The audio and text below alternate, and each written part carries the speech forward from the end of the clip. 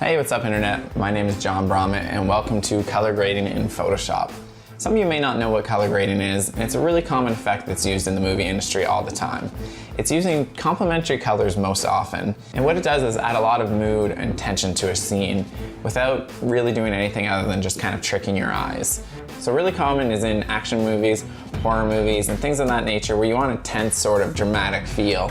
Usually what they'll do is they make the film look teal. This isn't done using the camera, of course, it's actually done in post-production. So I'm gonna kind of add this effect to photos because it works really well in them too. So if you want them to be a little more dramatic or moody, you can add that kind of teal and then often kind of an orange feel. You usually still want to keep skin color sort of the same as it usually is if there's a person in the photo, but sometimes in movies like The Matrix or kind of sci-fi films, they'll actually push that even further and they'll add these green tones and they'll even add it in the skin, and it kind of just gives it that otherworld kind of strange science fiction feel to it.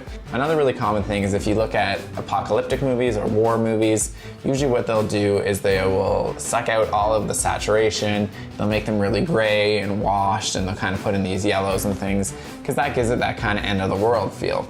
So it's really good effect. It's cool to do in Photoshop. It's fun to add to your own photos.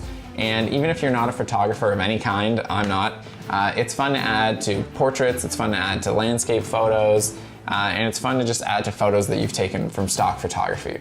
So in this class, I'm going to show you how to do that, and it's going to be a lot of fun. So click and roll, and we'll see you in a second.